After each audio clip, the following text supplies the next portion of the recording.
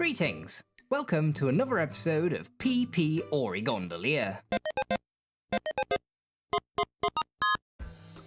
PP. We all have it. Well, our Pokémon do, but in the first generation of games, the Pokémon that appear on that side of the field never seem to run out of it. Meanwhile, we have to run to Nurse Joy after every 5 goes with the guillotine.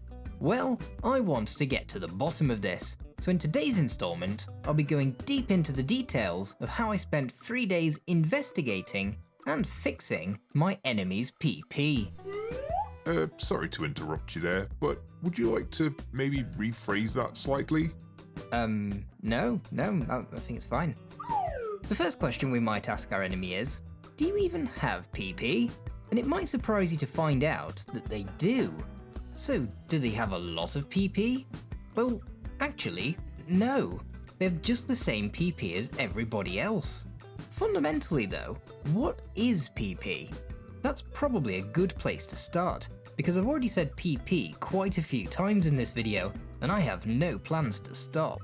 In fact, if you count how many times I say PP in the video, and then you tell me the correct answer in the comments, you will get 10 points, so just something worth bearing in mind. Anyway, I'd like to show you some PP. What were you expecting?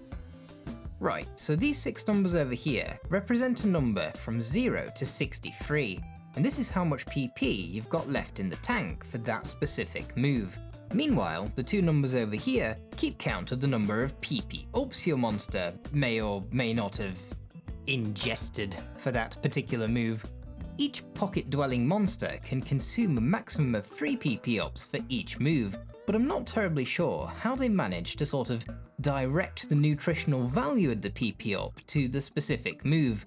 I suppose that's just one of those Pokemon mysteries we'll never get an answer for, much like why putting a CD in my Nincada made it learn how to dig holes. So that's what PP is, but the more important question might be, where does it live?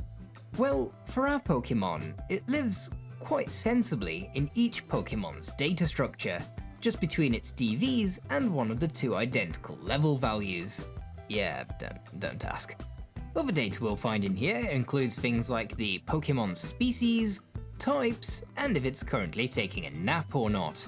Each of the Pokemon in our party has this same arrangement of data, and all of the Pokemon in Bill's PC have it too. Except for this bit at the end, because Bill said we can just do some number crunching and fill that bit in later when we're re-downloading our creature. Apart from these 6 chunks of data in our party, there's a 7th chunk of data that's only used in battle. This is more or less a carbon copy of the party data for whichever Pokemon is on the field, just slightly more tailored towards battling. So if we ignore Bill's PC, we can find PP in 7 places. Each PP is 1 byte, each Pokemon has up to 4 moves, that makes 28 bytes of PP. Marvellous, so that's all about your PP, but what about your enemy's PP? Well, it's exactly the same. Don't act surprised, I literally said that a couple of minutes ago. They have just the same PP as everybody else. Well, I was surprised, because those 28 bytes are taking up valuable space, and when it's 1996, working RAM space is kind of a luxury. So now we know that there is space allocated for the enemy's PP, I want to figure out to what extent that PP actually gets used. And for that, we need a way to visualize our enemy's PP. Did you know that Clefairy is called Pippi in Japan? PP is PP, but Pippi feels Pippi feels close enough to PP to stand in as an icon. And yes, this overlay is dreadful, but not all overlays are created equally. Some of them are just uggers, but it will give us all the information we need. The PP of the Pokemon on each side of the field, my 6 party Pokemon's PP, and the PP of up to 6 Pokemon in the opponent's party.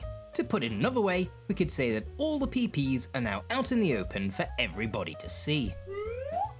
Sorry to interrupt again, I really must object. What? What's wrong with it now? Listen, I do the scripts, you do the editing. I know we share a human vessel and all that, but we really must keep these things separate, okay? Oh, and would you mind giving my sprite an upgrade? I don't know how I feel about all this green. Yeah, okay. If we get into a wild encounter, we can see that the enemy battle PP does get updated, although nothing changes in the enemy party data. As it turns out, this is only the case in wild encounters. If we battle Karate Man, this time the party PP loads up first, then we have to wait for Hitmonlee to come out before we can see its PP here. It doesn't bother to clean up the unused party slots, but that's just typical Gen 1. Overall, I'd say the enemy's PP looks pretty good. It seems to be set up perfectly. Now let's do some fighting. Breloom uses Splash, and we can see that it uses PP in order to do so, in both the battle data and the party data. Our opponent responds with Double Kick, and yeah, nothing. Excuse me, sir, I'm over here using my PP. Why aren't you using yours? Okay, this gives me an idea. What if we forcibly remove our enemy's PP using GameShark codes? And now? Well, that's just rude. So what's going on? To figure it out, let's compare our PPs. When we go into battle, regardless of if it's against a trainer or a wild Pokémon, the PP for the Pokémon we send out gets loaded into the Battlemon area.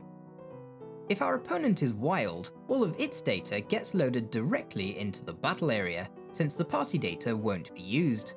In this case, its PP will just default to the maximum values for each move. Coughing? I don't think that's going to work. If this is a trainer battle, then it works a little differently. Firstly, the rather simplistic party data, which only really has Pokémon species and levels in it, gets used to create proper party data for the enemy. This will then get used for each Pokémon our enemy sends out. Now there's one caveat here, and that is that each time he sends out a Pokémon, the PP is loaded in using the same routine as wild Pokémon. In other words, it just gets set to the maximum values. This means that even if Drowsy did use some PP, switching out and switching back would cause its PP to get maxed out again. Now when we use a move, a function called decrement PP gets run, and this is responsible for subtracting 1 PP from our battler PP and the correct slot in the party data. This function doesn't even know what an enemy Pokémon is. It doesn't get used for the enemy, and even if it did, it will most likely use up our PP instead. This is one piece of evidence to suggest that enemies not choosing PP isn't a bug, but an intentional decision made by Game Freak. Now for us, when we go to select a move, or if we have a disobedient Pokémon that wants to choose its own move, we, or it, will not be able to choose a move that has 0 PP. And as you might expect, this is absolutely not the case for the enemy, which is why even if we GameShark their PP to 0, they go ahead and use moves anyway. Now some of you might be thinking, but Mr. Poryman, I'm certain I can recall at least one time when an enemy Pokémon used Struggle. How can that be? And yes, you are probably not misremembering that. It is actually quite easy to get our opponent to use Struggle, but the conditions that cause it are a little different to those for the player. The easiest way to show you this is to come and fight this Ditto, and immediately disable its only move. Unable to transform, Ditto will go ahead and start struggling. Yes, the one and only condition that can cause an enemy to struggle is if they have exactly one move and that move happens to be disabled. And just in case you're wondering, no, it's not possible to disable more than one move at a time. This same condition would cause our Pokémon to struggle as well, but for us, it also considers the PP of all of our moves. So for example, we could have 3 moves with no PP left, the 4th move disabled, and we'd use Struggle. This condition just outright doesn't apply to the enemy, since they are assumed to always have PP. On the topic of Disable, when an enemy uses Disable against us, it specifically targets moves that still have PP. But when we use Disable, it just skips that check altogether, because of course, our enemy always has PP. The only exception here is link cable battles. This again seems to be a very intentional decision by the developers. As we've discovered, our enemy's PP never goes down in battle. But what if I told you that sometimes it actually goes up? Yes, there's a function in the game that actually increases the enemy's PP anytime they use mirror move or metronome. The function is called reload move data, and its job is to add 1 to the Pokemon's PP after mirror move or metronome accidentally used 2 PP. The same function is used for the player and enemy and works just fine for us, but for the enemy that never uses PP, it causes their PP to go up by 1 every time. So I was wondering if I could get this Spearow to have more than 63 PP on mirror move and then catch it if it had come with a free PP up. But sadly this didn't work, as the game seems to reset the PP values again when you catch it. So that's more or less what's going on. I suppose the big question is, can we fix it? And well, I'd have to say, no, not really, there's nothing to fix. The game is running as intended. But then at that point you might say, yeah, but can you fix it? At which point I would say, yeah, probably. If you're wondering why anybody would want to do this, I'd like you to imagine a hypothetical situation where somebody, perhaps a YouTuber of some description, is working on a Gen 1 ROM hack with over 50 new Ghost-type Pokemon included, and as many modern Ghost-type moves as can reasonably be incorporated. Moves like Poltergeist, which make Pokemon's hold items attack the user, while a very cool concept, wouldn't really fly in Gen 1. But what about Spite? And also, what about Grudge? These two moves, added in Generations 2 and 3 respectively, specifically attack the opponent's PP instead of doing head-on damage. And if hypothetical YouTube person wanted to add these moves into the game, it wouldn't be very fair if the enemy had infinite PP. I think probably you might be getting the gist of what I'm trying to say. Right, so the first thing we're going to do... Sorry to interrupt. This section got very long and boring and definitely too technical, so I've cut it down and here are the results. Right, hopefully that's working now. Crikey, has it only been 30 hours? I suppose we should probably test it out. The first test we can do is the Juggler test. This guy loves to switch out his Pokemon, so this is a really good test for a couple of things. One, that the enemy PP actually gets used in the battle and party data, and two, that it properly loads up the party data when he switches, and as we can see, that seems to be working fine. Now for the second test, we can battle this Mystery Grass and set all 4 of its moves to 1 PP using some GameShark codes. Now what we should hopefully see is that it goes through and uses each of its moves just once so that they run out of PP. And after all 4 moves have been used up, it'll go ahead and use Struggle. And yes, this is working fine. I've also updated the Disable effect, so when we use Disable, it'll only choose an enemy move that currently has PP. The only thing I didn't get working is the enemy's PP when we capture them. When a wild Pokemon starts their new life in a ball, their PP still gets set to the maximum value. It is of course possible to get this working, but when I looked into it, I decided that the ends didn't really justify the means. Maybe another day, but I think it's probably fine. Now I've made one more change that isn't strictly necessary for Gen 1, but would be needed, / will be needed, when I add Spite in the future. This is to check if the move you or your enemy selected still has PP by the time you actually try to use it.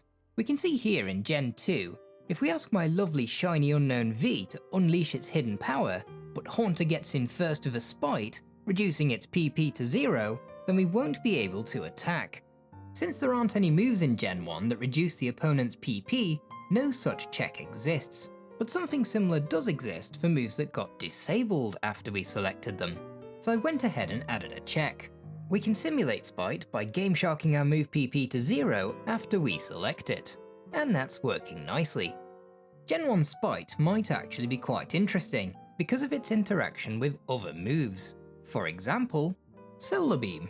In Gen 2, the PP is consumed on turn 1, so even if Spite drops its PP to 0 while it's charging, you can still finish the move. But in Gen 1, the PP is consumed on turn 2, so unless we account for this, which I probably won't, Spite can put an end to a Solar Beam midway. And that's pretty much all I have for you today. Instead of boring you with all the details of how this works, I've written a tutorial which should already be available at the GitHub page for the PokéRed disassembly. There should also be a link in the doobly-doo if you're interested. If, for some reason you'd like to play this version of the game, literally just Gen 1 Pokémon, except your enemy now uses their PP, links to the red and blue version patches will also be in the description. And as always, I'd like to wish you a wonderful day, and I look forward to welcoming you back to another video soon. For now, bye!